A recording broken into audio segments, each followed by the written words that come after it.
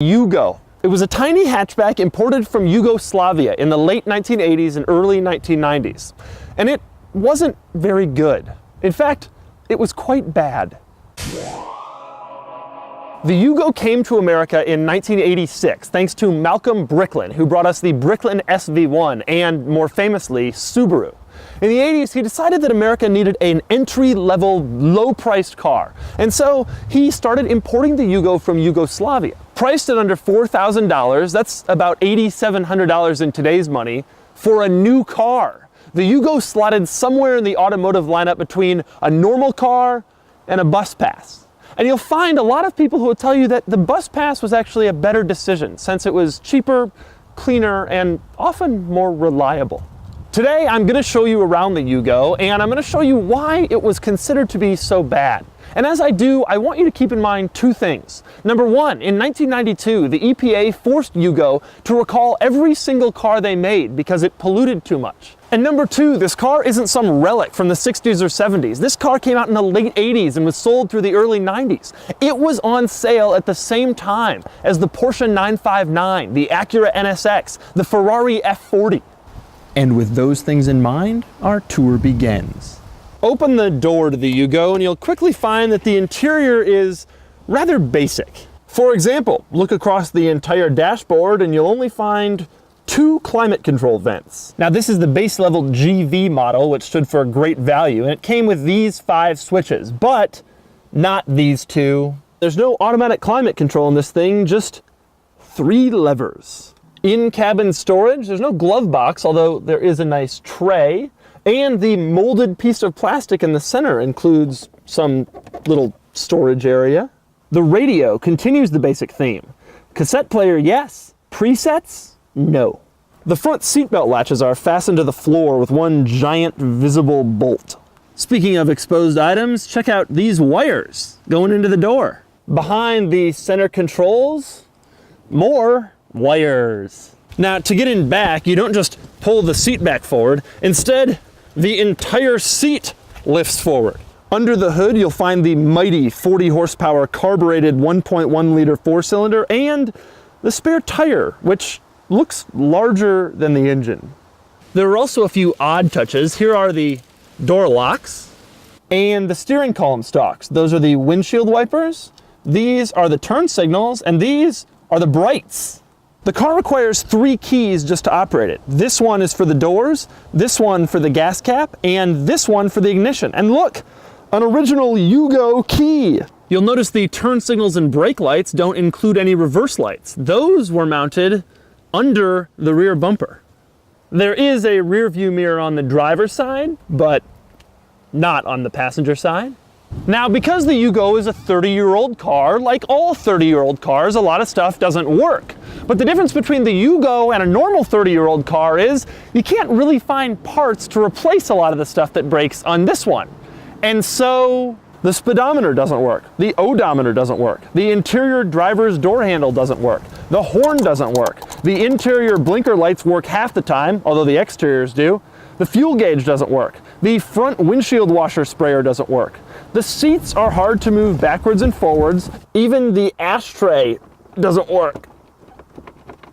Interestingly, the interior dome light does work, although if you just tap the switch, it turns on and off.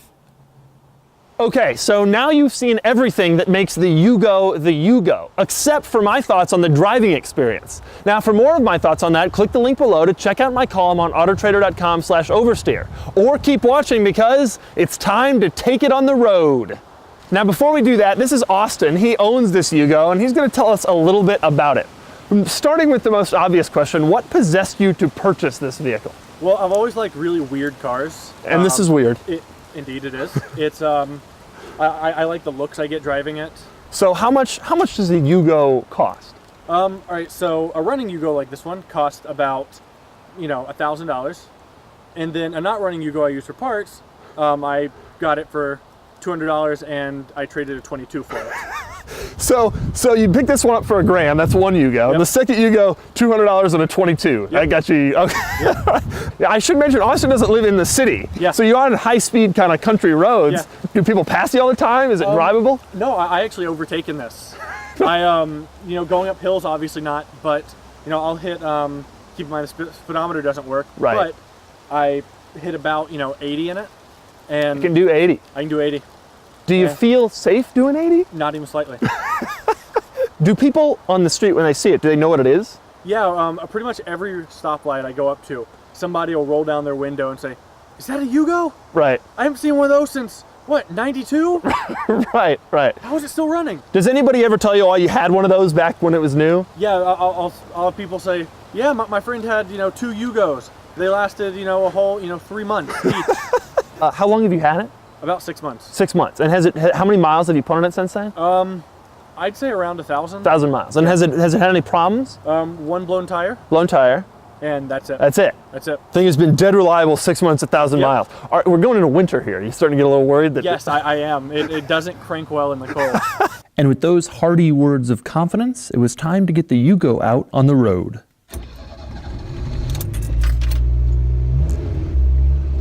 Surprisingly smooth. Yeah. It's a smooth little start. No way that's in gear. Yeah. Okay, all right, this is neutral. This is first. Okay, you ready? Let's do this.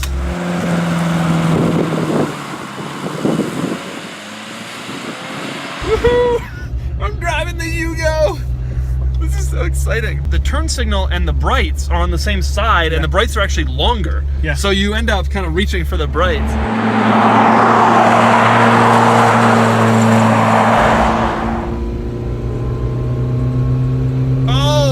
I am on the floor. On the floor in the correct gear. Yeah. Oh, come on, you can do this, buddy. You got this. What is that noise? It started like 2 days ago, and it's just, We're just, it doesn't matter, whatever. no, I just ignore it. When you hit this, watch what happens. Okay. Oh, we're losing momentum. I think we're losing speed, don't you? Yeah, we're Definitely losing speed. We're going up a hill right now, and oh man, we're definitely losing speed. Like, are we gonna get to the top of this? Am I gonna have to downshift? Yeah, you have to. That's not gear. The problem is there's no tach or speedometer. Oh, that's neutral still. Why are we on hills? This is terrible. This guy's gonna hate us. The thing is, if he knows Yugo, he's like, oh, It's yeah, a Yugo. I get it. No problem. There's nothing scarier in this car than seeing a speed limit 55 sign and then an uphill right afterwards. That's like, you're just screwed. I mean, then the first thing you do when that happens is you look in the rearview mirror.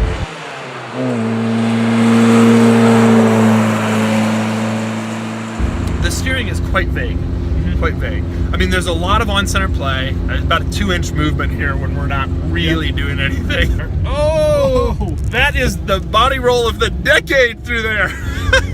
God, the body roll. Even just these light turns, it's like just swaths from side to side. It's not what you want in a hatchback that's got to be only 135 inches long. Also, the brakes could be better. The thing that's scary also to me about this car is I know how small it is, and we know how poorly it was built. Yeah. And so, around here, it's all pickups.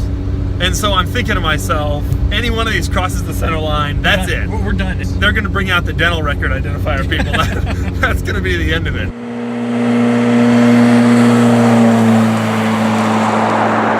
It was a whole lot louder.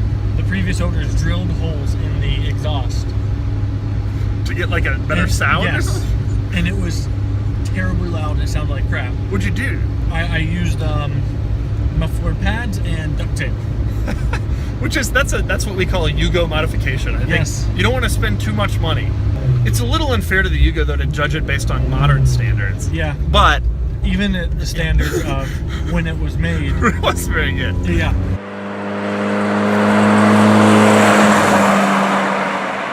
You gotta be smiling every time you drive this car though, right? Every time. Because it's so interesting. I mean, this is the most interesting. There's no way to spend $1,000 and get a more ridiculous, weird, interesting automobile than that.